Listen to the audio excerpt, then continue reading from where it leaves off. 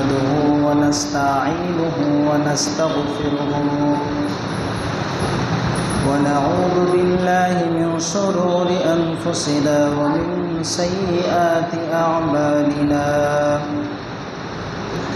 من يهده الله فلا مضل له ومن يضلله فلا هادي له الذي أرسله بالحق بشيرا ونذيرا وداعيا إلى الله بإذنه وسراجا منيرا أما بعد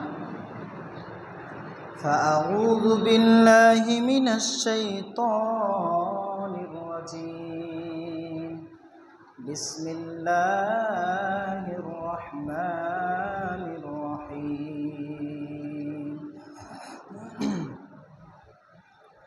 قاف والقرآن المجيد بل عجبوا أن جاءهم منذر منهم فقال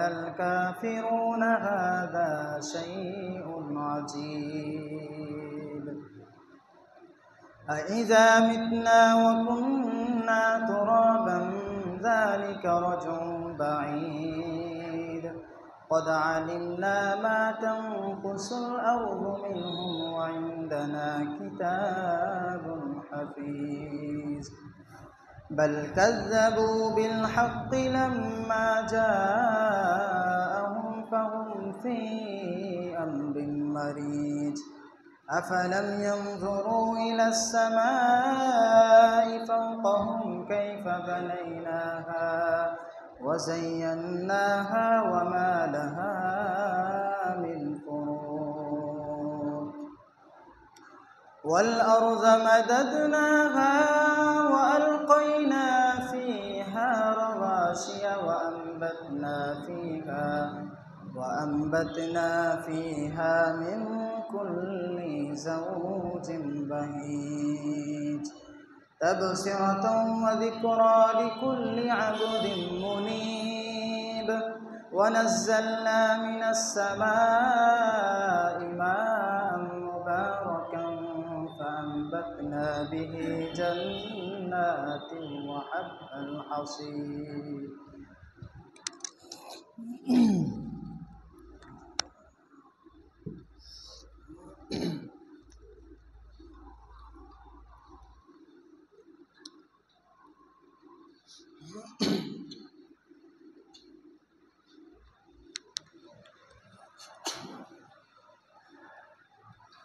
نحمده ونصلي على رسوله الكريم أما بعد فأعوذ بالله من الشيطان الرجيم بسم الله الرحمن الرحيم ألهاكم التكاثر حتى زرتم المقابر كلا سوف تعلمون ثم كلا سوف تعلمون كلا لو تعلمون علم اليقين لترون الجحيم ثم لترونها عين اليقين ثم لتسألن يومئذ عن النعيم القرآن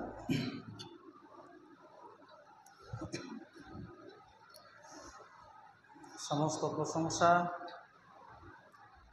সমস্ত গুণগান গুণকীর্তন কেবলমাত্র বিশ্বজগতের একমাত্র স্রষ্টা মহান আল্লাহ রব্বুল আলামিনের জন্য, যে আল্লাহ তাআলা আমাদেরকে সুস্থ রেখেছেন এবং জুমার খুতবা সহ জুমার নামাজ পড়ার জন্য একত্রিত হওয়ার তৌফিক দান করেছেন। সেই মহান আল্লাহ রাব্বুল আলামিনের শেখানো ছোট্ট একটি বাক্যের দ্বারা হৃদয়ের গভীর থেকে আমরা তার কৃতজ্ঞতা জ্ঞাপন করি আমরা সবাই বলি আলহামদুলিল্লাহ। তারপরে পরেই বিশ্ব মানবতার মুক্তির দূত, সর্বশ্রেষ্ঠ মহামানব, সর্বোত্তম চরিত্রের অধিকারী বিশ্ব নবী মুহাম্মদুর রাসূলুল্লাহ সাল্লাল্লাহু আলাইহি ওয়াসাল্লামের উপর অসংখ্য অগণিত শান্তির ধারা অবতীর্ণ হোক। আল্লাহুম্মা সাল্লি আলাইহি, আল্লাহুম্মা বারিক আলাইহি। সম্মানিত উপস্থিতি, আজকের এই জুমার খুতবায় আপনাদের সামনে খুবই পরিচিত একটি সূরা, ছোট্ট সূরা, যে সূরাটি হয়তো আমাদের প্রায় সবারই মুখস্থ আছে। সেই সূরাটিকে কেন্দ্র করেই আজকের আমার সংক্ষিপ্ত আলোচনা। মহান আল্লাহ রাব্বুল আলামিনের কাছে নিবেদন করি, তিনি যেন আমাকে সূরা তাকাসুর এবং তার সংক্ষিপ্ত ব্যাখ্যা, বিশ্লেষণ, তাফসীর আপনাদের সামনে ভালোভাবে উপস্থাপন করার, সঠিক বিষয়গুলো তুলে ধরার তৌফিক দান করেন। ওমা তৌফিক ইল্লা বিল্লাহ, আলাইহি তাওয়াক্কালতু ওয়া ইলাইহি উনীব। সম্মানিত উপস্থিতি, আজকে আলোচনা করব, সূরা তাফসীর করব সূরা তাকাসুরকে নিয়ে, এবং আলোচনাটি আমাদের খুব মনোযোগ দিয়ে শুনতে হবে এবং প্রত্যেকটা মানুষদের জন্য এটা খুবই জরুরি। দুনিয়াতে যত দিন বাঁচব ততদিন এই সূরাটিকে আমাদের মনে রাখতে হবে।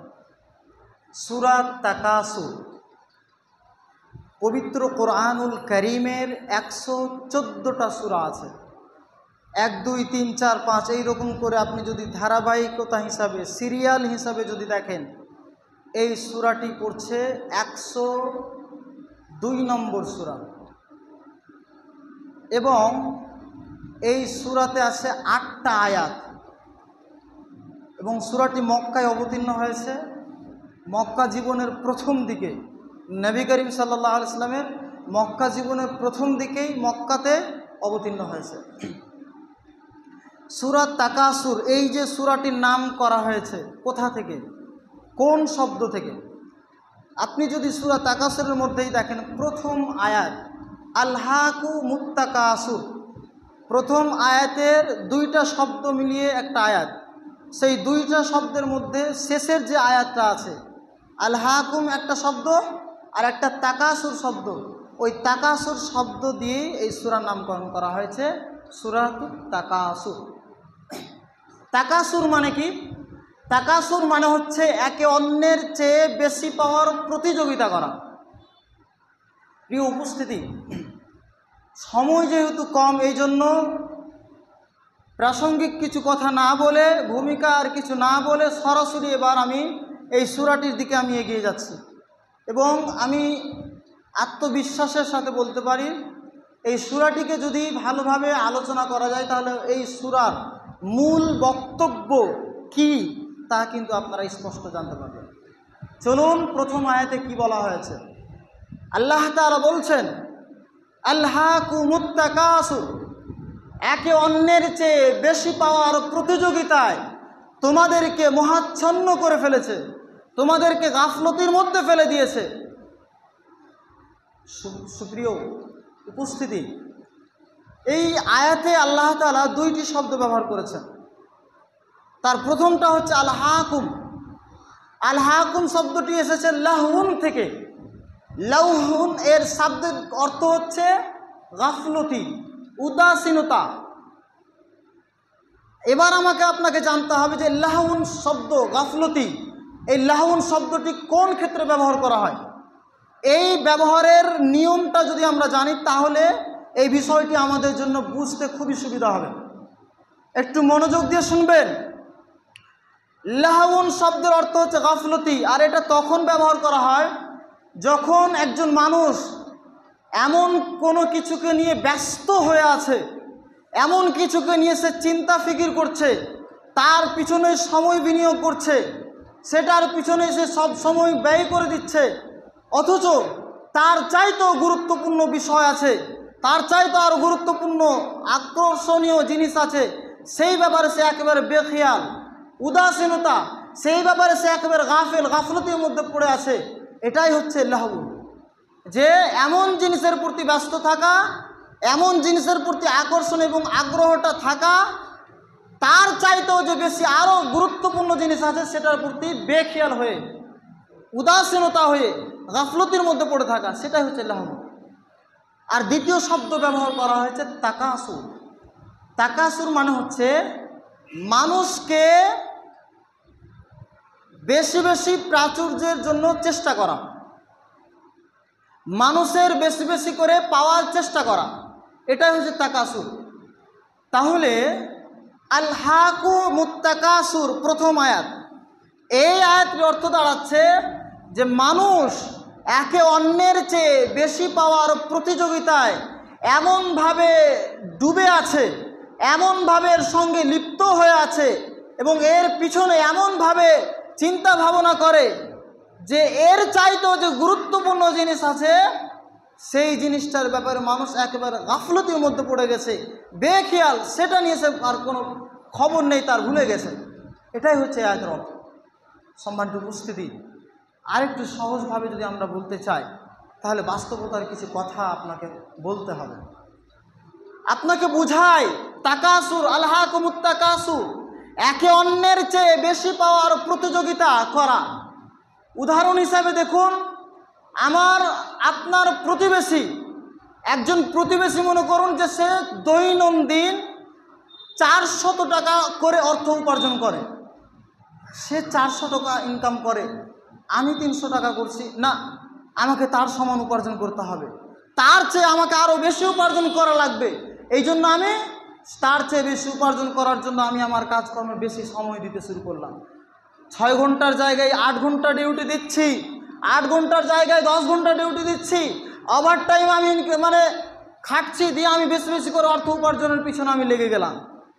সম্মানিত উপস্থিতি, অনেক অভিভাবক, বাবা, গার্জেন যারা আছেন, পিতামাতার অনেকের এরকম উদ্দেশ্য আজকে থাকে যে আমার ছেলেকে ভালোভাবে লেখাপড়া করাবো, ভালোভাবে পরীক্ষায় রেজাল্ট করবে, ভালোভাবে চাকরি পরীক্ষা দিয়ে পাস করবে, চাকরি পাবে, সরকারি চাকরি করবে, আমাদের মান সম্মানকে উজ্জ্বল করবে, বাড়াবে এবং আমরা সুখে শান্তিতে জীবনযাপন করব। এই হচ্ছে তাদের দুনিয়ার জীবনের প্রতিযোগিতা, লক্ষ্য, উদ্দেশ্য। এটাই হচ্ছে আলহাকুমুত তাকাসুর, একে অন্যের চেয়ে বেশি পাওয়ার প্রতিযোগিতা।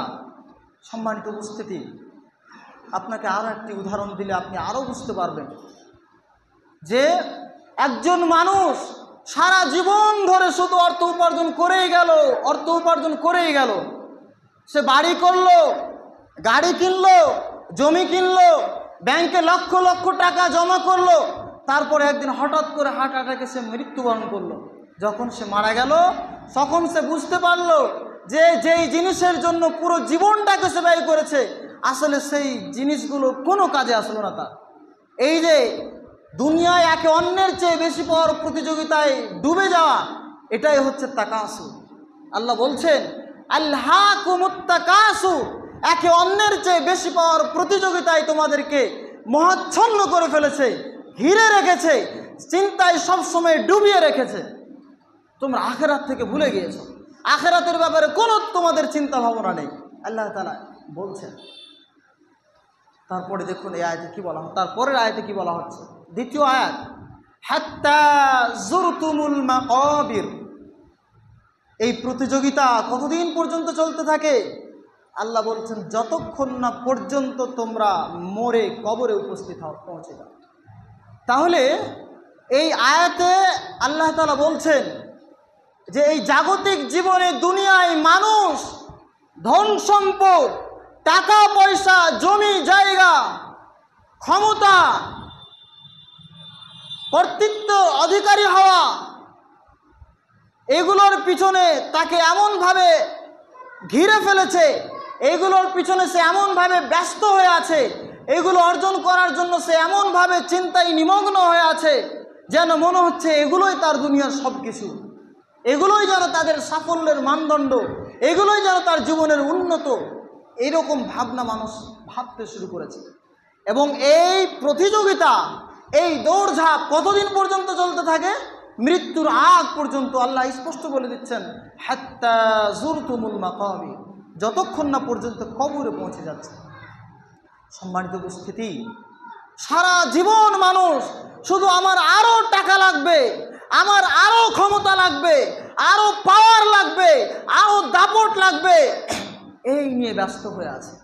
আমার টালির বাড়ি, আমার প্রতিবেশী, আমার সমবয়সীর একজন আছে, তার ছাদের বাড়ি রয়েছে, তার পট্টি লাগানো রং রয়েছে, এত সুন্দর চাকচিক্যতার বাড়ি, আমার কেন হবে না? না, আমাকেও করতে হবে। আমি শুরু করে দিলাম প্রতিযোগিতা। আমি সদা সর্বদাই কাজ কর্ম করতে ব্যস্ত, 8 ঘন্টা 10 ঘন্টা 12 ঘন্টা আমি আপনি কাজ করেই যাচ্ছি। আমরা সারা জীবন ভোর যেন এই প্রতিযোগিতায় লিপ্ত হয়ে যাচ্ছে। একজন মানুষ বৃদ্ধ হয়ে যাওয়ার পরও সম্পদ কুড়ানোর সেই লোভ তার এখনো বন্ধ হয় না। একজন মানুষ মৃত্যুর শয্যাশায়িত হয়ে আছে, মারা যাবে এমন একটা অবস্থা, ভালোভাবে কথা বলতে পারে না, তারপরেও সে চিন্তা করে আমার জমি জায়গাগুলো সব ঠিকঠাক নামে আছে তো, আমার নামে আছে তো, সব কিছু শেষ হয়ে যাবে না তো, এই রকম চিন্তা ভাবনা। সম্মানিত উপস্থিতি, রাসূলুল্লাহ সাল্লাল্লাহু আলাইহি ওয়াসাল্লাম সত্যি বলেছেন, আদম সন্তান তাদেরকে যদি এক উহুদ পাহাড়ের সমান তাদেরকে যদি স্বর্ণ দিয়ে দেওয়া হয়, তখন সে আশা করবে আমাকে যদি আরেক উহুদ পাহাড় সমান যদি আমাকে এই সম্পদগুলো দেওয়া হতো কতই না ভালো হতো। এই মানুষের চাপ আর শেষ হবে না যতক্ষণ না পর্যন্ত মৃত্যু তার হবে, কবরে পৌঁছে যাবে। এই কবর পর্যন্ত আমাদের এই দৌড়ঝাঁপ, আমাদের এই প্রতিযোগিতা চলতেই থাকে। সম্মানিত উপস্থিতি, তারপরে দেখুন প্রত্যেকটা আয়াতকে কেন্দ্র করে অনেক কথা বলা যাবে, সময়ের দিকে লক্ষ্য করে বিষয়গুলোকে আমি সংক্ষেপে বলার চেষ্টা করছি। সম্মানিত উপস্থিতি, দ্বিতীয় আয়াতে কি বললেন আল্লাহ? হাত্তা যুরতুমুল মাকাবির, যতক্ষণ না পর্যন্ত তোমরা কবরে পৌঁছে যাচ্ছ ততক্ষণ পর্যন্ত তোমাদেরকে এই একে অন্যের চেয়ে বেশি পাওয়ার প্রতিযোগিতায় তোমরা লিপ্ত হয়ে আছো। সম্মানিত উপস্থিতি, সত্যি আজকে আমরা কাজকর্মে এমন ব্যস্ত, যখন কোনো মানুষ নামাজ পড়ে না তাকে যখন জিজ্ঞেস করা হয় ভাই 5 ওয়াক্ত নামাজ অন্তত পড়েন, এটা তো ফরজ, কেন পড়ছেন না? তখন উত্তরে কি আমরা শুনতে পাই? ভাই কাজ কামে এতই ব্যস্ত, নামাজের সময় পাচ্ছি না। সে দুনিয়ার জীবনের সমস্ত কিছুর জন্য সময় দিতে পারে, কিন্তু নামাজের জন্য সময় দিতে পারে না। আল্লাহর ইবাদতের জন্য খানিকটা সময় ব্যয় করতে সে আগ্রহী নয়। আর এই সীমা যখন অতিক্রম করে ফেলে, তখনই আমরা মানুষ আমাদের জীবনের লক্ষ্য, আমাদের জীবনের উদ্দেশ্যগুলোকে ভুলে যায়। আমরা ভুলে যাই, আমাদের একবারও আর খেয়াল আসে না আমরা কেন পৃথিবীতে এসেছি, আমরা কেন পৃথিবীতে এসেছি, কোথা থেকে এসেছি, আমাদের গন্তব্যস্থল কোথায়, আমরা আল্লাহর ইবাদত কতটুকু করছি, মৃত্যুর জন্য আমরা প্রস্তুত আছে কিনা, কেমন প্রস্তুতি চলছে মৃত্যুর জন্য, অন্যের হক আমরা ঠিকঠাকভাবে আদায় করছি কিনা, এগুলো কোনো প্রশ্ন মনের মধ্যে জাগে না। আমরা ভুলে যাচ্ছি এই দুনিয়ার প্রতিযোগিতায় লিপ্ত হয়ে।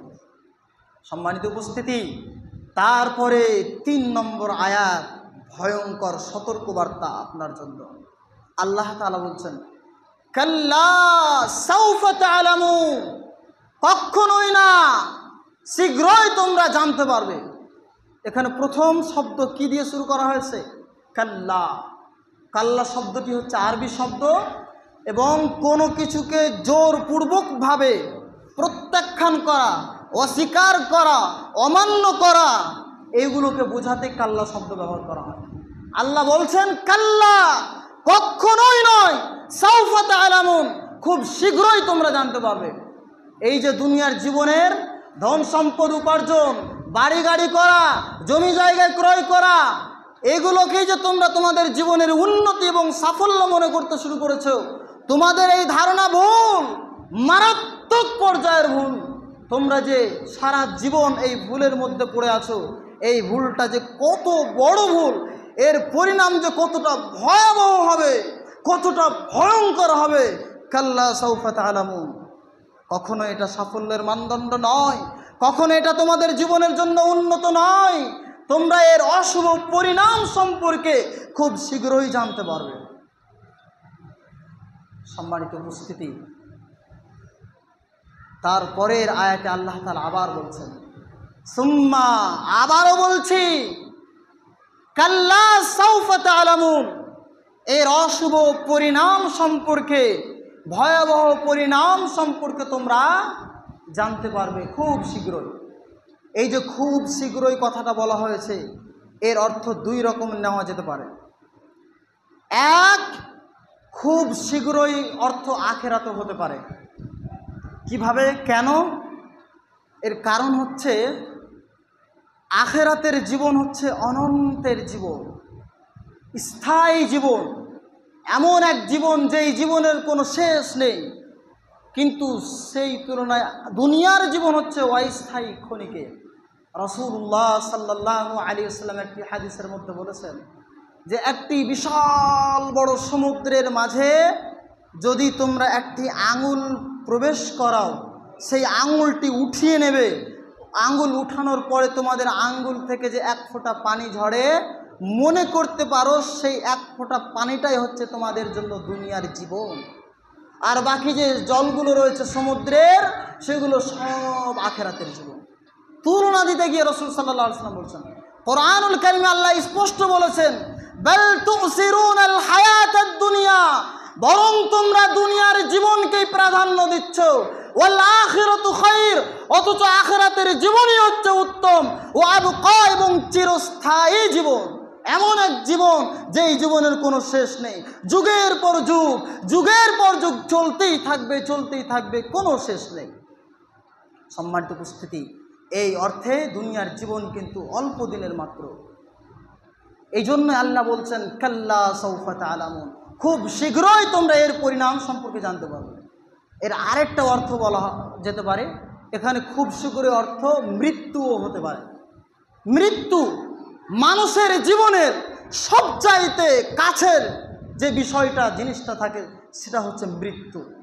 আমি এখন কথা বলছি, জুমার নামাজ শেষ হতে না হতেই বা তার আগে আমার মৃত্যু হয়ে যেতে পারে, যদি আমার মৃত্যু লেখা থাকে। আজকে আমি আপনি জীবিত আছি, কালকে সকালবেলা সেই সূর্য আমি আপনি দেখতে পাবো কিনা এর কোনো নিশ্চয়তা নেই। আমরা কেউ গ্যারান্টি দিতে পারি না যে আমি 10 বছর বাঁচবো, আমি এখনও 2 বছর বাঁচবো, আমি এখনও 20 বছর বাঁচবো, আমরা কেউ গ্যারান্টি দিতে পারি না। এই পৃথিবীতে আসার ধারাবাহিকতা আছে, যাওয়ার জন্য কোনো ধারাবাহিকতা নেই।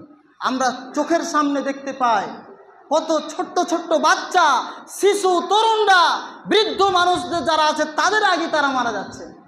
আল্লাহ তাআলা এই জন্যই বলেছেন, আমরা এই অর্থটাও নিতে পারি যে কাল্লা সাউফা তা'লামুন, তোমরা খুব শীঘ্রই এর পরিণাম সম্পর্কে জানতে পারবে। সম্মানিত উপস্থিতি, তারপরে আল্লাহ তাআলা বলছেন, 4 নম্বর আয়াত হলো 5 নম্বর আয়াত, সুম্মা কাল্লা সাউফা তা'লামুন কাল্লা লাউ তা'লামুনা ইলমাল ইয়াকিন, কখনোই নয়, সাবধান হে দুনিয়ার মোহে আচ্ছন্ন ব্যক্তি, যারা তোমরা দুনিয়াকে প্রাধান্য দিচ্ছ, আখিরাতকে বলে ভুলে গিয়েছো, নামাজের যারা কোনো পরোয়া করো না, রোজার যারা কোনো পরোয়া করো না, সর্বমুহূর্তের জন্য নিজের প্রবৃত্তির অনুসরণ যারা করছো, আল্লাহর আদেশ নিষেধের কোনো তোয়াক্কাই যারা করো না, কাল্লা, সাবধান, হুঁশিয়ার, কখনোই নয়, লাউ তা'লামুনা ইলমাল ইয়াকিন, যদি তোমরা নিশ্চিত জ্ঞানের ভিত্তিতে জানতে, তাহলে এই দুনিয়ার মোহে কখনোই তোমরা ডুবে থাকতে না, এই প্রাচুর্যের প্রতিযোগিতায় তোমরা লিপ্ত হতে না। সম্মানিত উপস্থিতি, এখানে ইলমাল ইয়াকিন শব্দ ব্যবহার করা হয়েছে। কাল্লা লাউ তা'লামুনা ইলমাল ইয়াকিন, ইলমাল ইয়াকিন মানে হচ্ছে নিশ্চিত জ্ঞান, এমন জ্ঞান যেটা সন্দেহ ছাড়াই সত্য এবং স্থায়ী।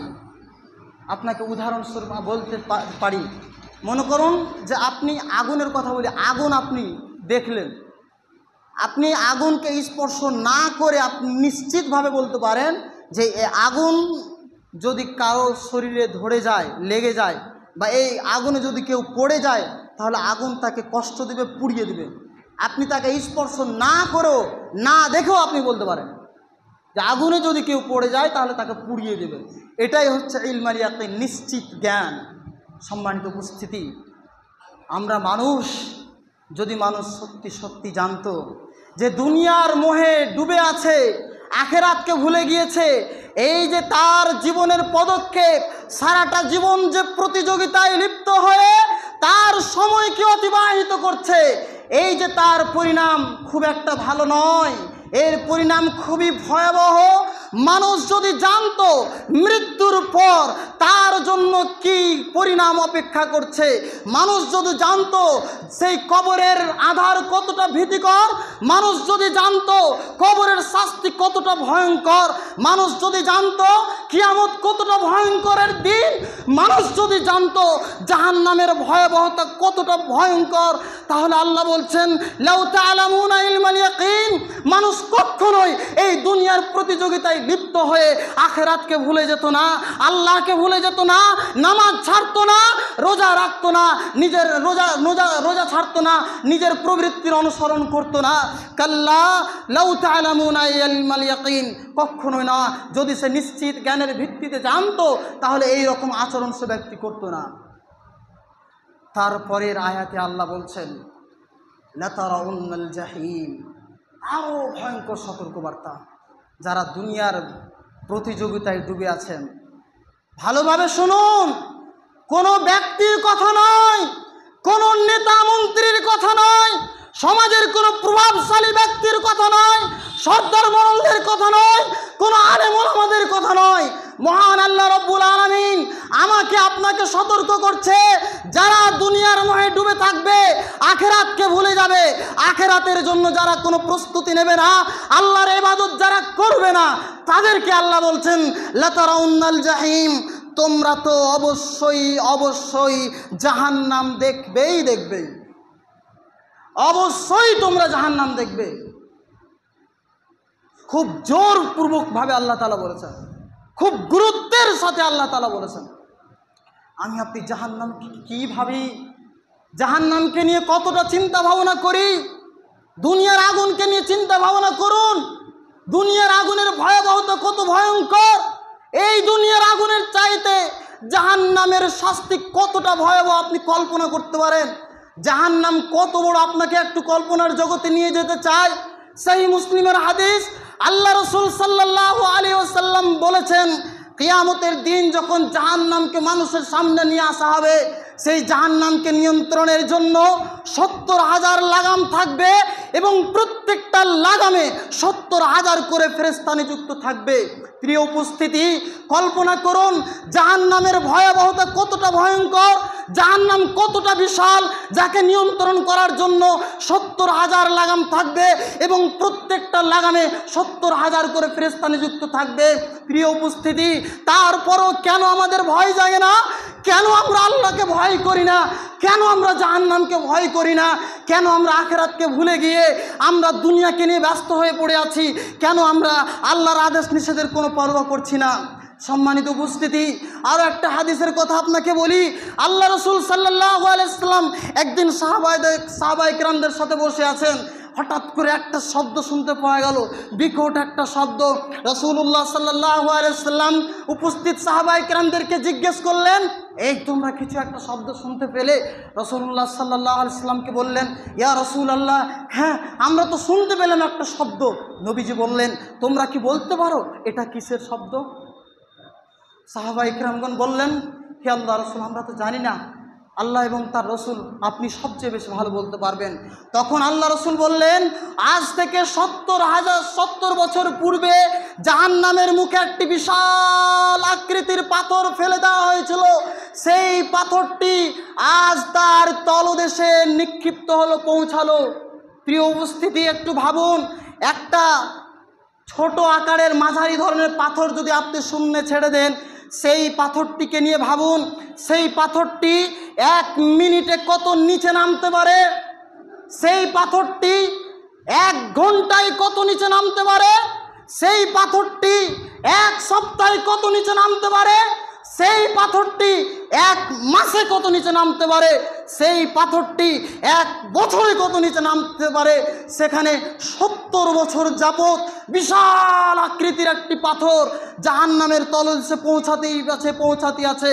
70 বছর যখন হয়েছে, তারপরে তার তলদেশে পৌঁছেছে, তাহলে আপনি ভাবুন জাহান্নামের গভীরতা কত গভীর। তারপরও কেন আপনার ভয় জাগে না? কেন এখন আপনি বেনামাজি হয়ে আছেন? প্রিয় উপস্থিতি, লজ্জা করে হলেও আপনি এখন থেকে তওবা করুন, নামাজ পড়ুন, সালাত আদায় করুন। নামাজ ছাড়া আপনার কোনো বিকল্প নেই। আল্লাহ বলছেন লাতারাউন্নাল জাহিম, তোমরা অবশ্যই সেই দিন নিজ চোখে জাহান্নাম দেখবে। সুম্মা লাতারাউন্নাহা আইনাল ইয়াকিন। তারপর আয়াতে আল্লাহ তাআলা আরো বলছেন, আবারও বলছি শোনো। প্রথম আয়াতে আল্লাহ তাআলা দূরের কথা বললেন, তোমরা প্রথমত দূর থেকে দেখবে যে 70,000 ফেরেশতা প্রত্যেকটা লাগামে নিযুক্ত হয়েছে, 70,000 লাগাম থাকবে এবং তারা জাহান্নামকে নিয়ে আসবে, তোমরা এটা দেখবে। সুম্মা লাতারাউন্নাহা আইনাল ইয়াকিন। আবারও বলছি, তোমরা নিশ্চিত জ্ঞানের ভিত্তিতে নিজ চোখে খুব কাছে থেকে জাহান্নামের ভয়াবহতা তোমরা দেখবে, সেই জাহান্নামকে তোমরা দেখবে যদি তোমরা দুনিয়ার প্রতিযোগিতায় লিপ্ত হয়ে আখিরাতকে ভুলে যাও। সম্মানিত উপস্থিতি, তারপরে শেষের আয়াত সুম্মা লাতুসআলুন্না ইয়াউমাইযিন আনিন নাঈম। অতঃপর তোমাদেরকে তোমাদের যা নিয়ামত দেওয়া হয়েছে আল্লাহর পক্ষ থেকে, সেই নিয়ামত সম্পর্কে সেই দিন বিচারের মাঠে যখন আল্লাহ তাআলা বিচার কার্য পরিচালনা করবেন, সেই দিন তোমাকে যা নিয়ামত দেওয়া হয়েছে সেই নিয়ামত সম্পর্কে তোমাকে জিজ্ঞেস করা হবে। সম্মানিত উপস্থিতি, আমরা আল্লাহর প্রতি অনেক রকমের অভিযোগ করি, আল্লাহ আমাকে এটাই দেয়নি, আমার এই সমস্যা, ওই সমস্যা, নানান ধরনের সমস্যা। আমরা সমস্যাগুলো এক নাগারে অনেক সমস্যার কথা আমরা বলে দিতে পারবো, কিন্তু আমাদেরকে যদি জিজ্ঞেস করা হয় যে বলুন তো আল্লাহ তাআলা আপনাকে কত নিয়ামত দিয়েছে, 10টি নিয়ামতের কথা বলুন তো, আমরা এক নাগারে বলতে পারবো না। কারণ আমরা আল্লাহর নিয়ামতকে নিয়ে ভাবি না, আল্লাহ তাআলা আমাকে কি দেননি, কোন নিয়ামত থেকে বঞ্চিত করেছেন, আমরা হতভাগা জাতি, সেটাকে নিয়ে আমরা চিন্তা ভাবনা করি। আল্লাহর নিয়ামত ছাড়া আমি আপনি একটা মুহূর্ত বাঁচতে পারবো না। আমাকে আপনাকে শ্বাসকার্য পরিচালনা নেওয়া দেওয়ার ক্ষমতা দিয়েছে, যার কারণে বেঁচে আছি। আল্লাহ তাআলা আমাকে আপনাকে সূর্যের আলো উপভোগ করার তৌফিক দিয়েছেন, যার কারণে আমি আপনি বেঁচে আছি। প্রতিটা দিন আল্লাহ তাআলা আমাকে আপনাকে আহার দিচ্ছেন, খাবার দিচ্ছেন। এই নিয়ামতগুলো, জল, শরীর সুস্থ থাকা, অবসর সময় পাওয়া ইত্যাদি, এগুলো কি ছোটোখাটো নিয়ামত? না, কখনোই নয়। আপনি সুস্থতার মধ্যে আছেন, বিশাল বড় একটা নিয়ামত। আপনি যিনি অসুস্থ আছে, যেই ব্যক্তিটি প্যারালাইসিস রোগীতে আক্রান্ত, যেই ব্যক্তি ভালোভাবে কথা বলতে পারে না, চলাফেরা করতে পারে না, সেই ব্যক্তিকে আপনি যদি জিজ্ঞেস করেন সুস্থতা কত বড় নিয়ামত, সে ব্যক্তি স্পষ্ট বলে দিতে পারবে। সে বলতে না পারলেও হৃদয়ের গভীর থেকে আঁচ করতে পারবে, উপলব্ধি করতে পারবে সুস্থতা কত বড় নিয়ামত। অথচ আল্লাহ আপনাকে সুস্থ রেখেছেন। আপনি কয়দিন মনের গভীর থেকে আপনি আল্লাহকে ধন্যবাদ জানিয়েছেন? কতদিন আপনি আলহামদুলিল্লাহ বলেছেন? এই নিয়ামতের জন্য আপনি আল্লাহর কাছে দোয়া করেছেন, চোখের জল ঝরিয়েছেন, শুকরিয়া আদায় করেছেন, কতদিন আপনি করেছেন? প্রশ্ন করুন নিজে। সম্মানিত উপস্থিতি, একটি হাদিস বলে আজকে সংক্ষিপ্ত বিষয় শেষ করব। আল্লাহ রাসূল সাল্লাল্লাহু আলাইহি সাল্লাম বলছেন, কিয়ামতের ভয়ঙ্কর দিনে যতক্ষণ না পর্যন্ত 5টি প্রশ্নের জবাব না দিবে, কোনো বান্দা এক পা নড়াচড়া করতে পারবে না, সামনের দিকে এক পা এগোতে পারবে না। তার একটি প্রশ্ন হচ্ছে, তার পুরো জীবনটাকে কোথায় ব্যয় করেছে। 2, তার যৌবনকে কিভাবে ক্ষয় করেছে। 3, কোন পথে সে উপার্জন করেছে, হালাল পথে নাকি হারাম পথে। 4, এবং যে উপার্জিত তার সম্পদ, সেই সম্পদকে কোন পথে ব্যয় করেছে, ভালো কাজে ব্যয় করেছে নাকি খারাপ কাজে ব্যয় করেছে, সেই সম্পর্কে জিজ্ঞেস করা হবে। এবং 5 নম্বর জিজ্ঞেস করা হবে, সে যা কিছু জ্ঞান অর্জন করেছে সেই অনুযায়ী কতটুকু সে আমল করেছে। এই 5টি প্রশ্নের জবাব না দেওয়া পর্যন্ত মানুষ সেই দিন, ভয়ঙ্কর দিনে এক পা এগোতে পারবে না, নড়াচড়া করতে পারবে না। সম্মানিত উপস্থিতি, কতটা ভয়ঙ্কর দিন হতে পারে একটু চিন্তা ভাবনা করুন। কাজে আলোচনা দীর্ঘ না করে শুধু এতটুকু পরিশেষে বলতে চাই, হে দুনিয়ার মোহে আচ্ছন্ন ব্যক্তি, যেই দুনিয়াকে নিয়ে আজকে আপনি ব্যস্ত হয়ে আছেন, আখিরাতকে ভুলে যাচ্ছেন, আল্লাহর ইবাদত করছেন না, নামাজের জন্য সময় দিতে পারছেন না, এই দুনিয়ার জীবন কি আসল জীবন? আপনি কি মারা যাবেন না? আপনি কি কবরে যাব না? আমাদেরকে হিসাব দিতে হবে না? আসুন আমরা চিন্তা ভাবনা করি। সাফল্য তো সেই ব্যক্তি যে ব্যক্তি কিয়ামতের দিনে জান্নাতে প্রবেশ করবে। এই দুনিয়ার সফলতা আসল সফলতা নয়। সম্মানিত উপস্থিতি, আসুন আমরা কোরআন ও সহিহ সুন্নাহর আলোকে জীবন গঠন করি। আল্লাহ সুবহানাহু ওয়া তাআলা আমাদের সকলকে সেই তৌফিক দান করুক, আমিন। আল্লাহর কাছে আরও প্রার্থনা করি, আল্লাহ তুমি আমাদেরকে দুনিয়ার যাবতীয় ফিতনা থেকে আমাদেরকে রক্ষা করুন। আমরা সকল বলি আমিন। আল্লাহুম্মা সাল্লি আলা মুহাম্মদ ওয়া আলা আলি মুহাম্মদ কামা সাল্লাইতা আলা ইব্রাহিম ওয়া আলা আলি ইব্রাহিম ইন্নাকা হামিদুম মাজিদ। আল্লাহুম্মা বারিক আলা মুহাম্মদ وعلى آل محمد كما باركت على إبراهيم وعلى آل إبراهيم إنك حميد مجيد. سبحان ربك رب العزة عما يصفون وسلام على المرسلين والحمد لله رب العالمين.